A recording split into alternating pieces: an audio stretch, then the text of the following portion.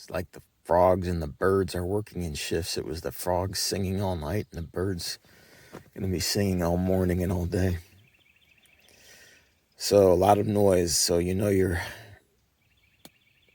in the middle of a swamp. Was hoping the weather would be good. The weather was kind of decide the day for me, and so far no rain. Feels kind of warm, so yeah, it looks like I'm gonna push through Bradwell Bay. So you are here, lovely Bradwell Bay West, and you're gonna walk all through this to here eventually. Gonna do at least 7 miles of this today. Oh, by the way, all this is swamp, so it's gonna be 7 miles of waist deep swamp water, and this is what you want on a day when you're gonna walk through 7 miles of waist deep swamp water. A nice gloomy day. Especially when you're solo. But that's all right, because I'm gonna look on the bright side. It's not raining yet, and it's not really too cold out right now. So the water I don't think is gonna be too bad. I guess it's about all the procrastinating I can do, so it's time to hit it.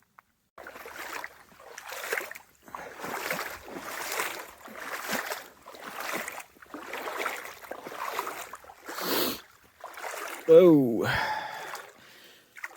not too bad right now, but getting there. I guess it don't matter too much if it's sunny or not. You can't see a damn thing in this water. Nothing. Can you see my shoes? Me either. Oh, still there.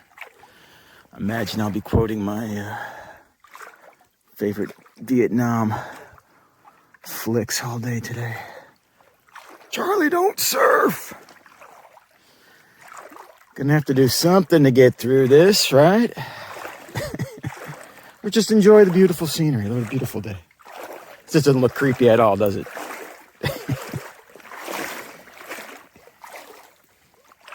Oh, damn. All right.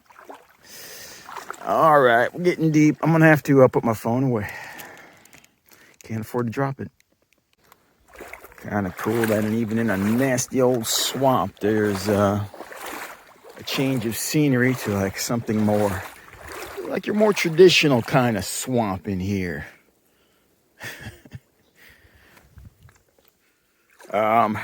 So far, not too bad. I mean, look, it's amazing how quickly we can adapt as humans, and it becomes your new normal. I guess this is my life now. Deal with it, and it's not so bad.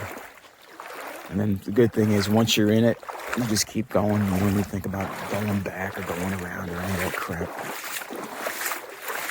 The key, as my friend Sea Otter said, is to flow without resistance. Don't resist the swamp. Just flow with it, because there's no avoiding it. And it hasn't been all swamp. There's been stretches like this here and there, so it's a slight reprieve, but I'm just at the beginning. Worst is yet to come. I mean, the best is yet to come.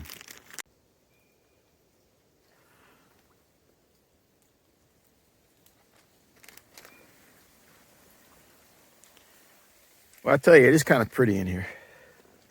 It's not bad once you get over the... You can either look at this as, wow, you know, this is a nice, beautiful swamp, or, oh my goodness, this is looks like a set of a horror movie. But no, it's actually quite nice in here. I'm adapting, maybe. But I do wish the sun would come out. That would make it nice, but I don't think that's going to happen today, so I'll just be happy if it doesn't rain. You in it now, son. Let me tell you. It's been a lot of this for a while now, so make sure you have the Gut Hooks app when you do this, because even though I've so far have been able to follow the blazes, it would be real easy to miss a blaze, and you can see this all blends in. There's no where's the trail if you don't see a blaze.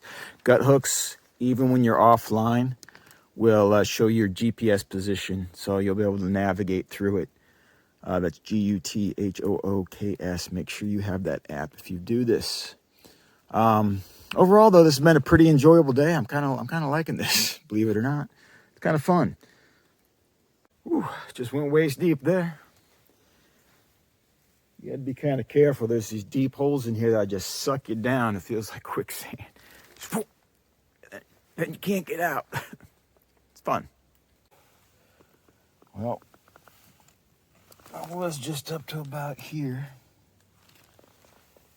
So, yeah, it's getting deep. Getting deep.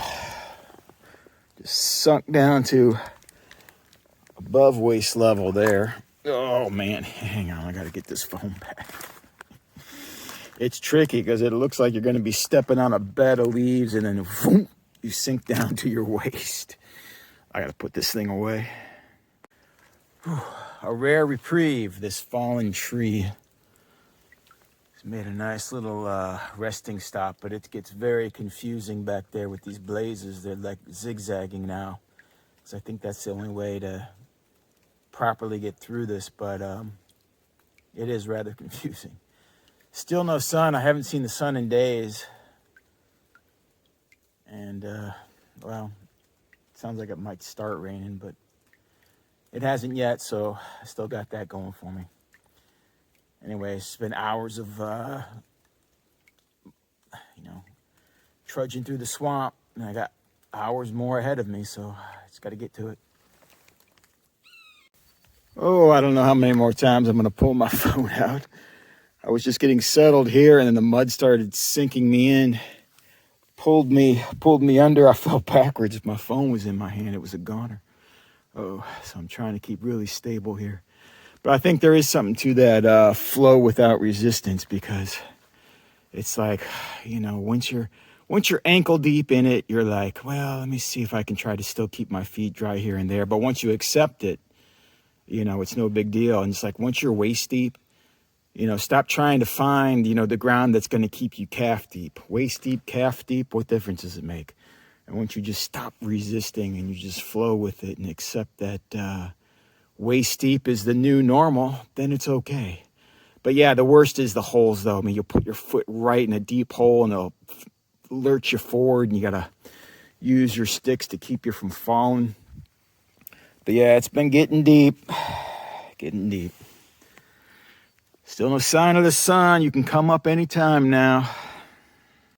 I think this might be a weird phenomenon I haven't heard anybody talk about, but I double knot my shoes, and both shoes have gotten untied in this muck, in this swamp. Couple of times my foot's gone down and into the mud, and it was like, I feel like it was sucking my foot in. It really took all my strength to pull my foot out. It's kind of scary. But with that and the roots and the potholes, somehow both shoes came untied, and that's never happened to me. And it happened with both shoes. So, make sure you tie your shoes tight and do a check halfway through. Unfortunately, I don't even think I'm halfway through yet. But yeah, that's a weird thing. This swamp untied my shoes. Well, that stinks. Do not trust the blazes in Bradwell Bay. I thought I was following the blazes perfectly. I know I went through the worst of it, Bradwell Bay scenic area.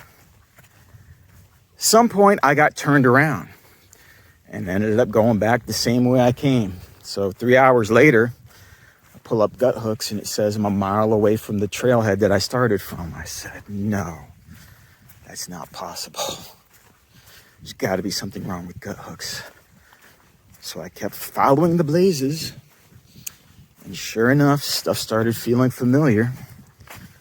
And yeah, it's pretty disheartening to get to the Bradwell Bay West trailhead again, where I'd started the morning from, knowing that, I'd gone through the worst of it. Hello, Elvis. So, after being totally demoralized by getting turned around in Bradwell Bay, I gave one of the people that I was hiking with a call, who lives in the St. Mark's area, who actually wants to be a trail angel now, Mary, trail name Ripple. And she was like, okay, yeah, I'll pick you up. She picked me up and put me up here, gave me a nice snuggle to keep warm. So now I'm debating my next step, you know. Do I give up the Florida Trail? I don't think so.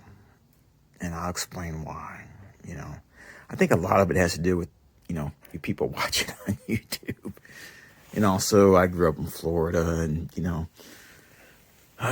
talking to people that I've been, you know, in communication with along the trail. And I don't know, you just feel like, you can't leave it. But I think I'm about to do it on my terms, so I guess I'll discuss that soon.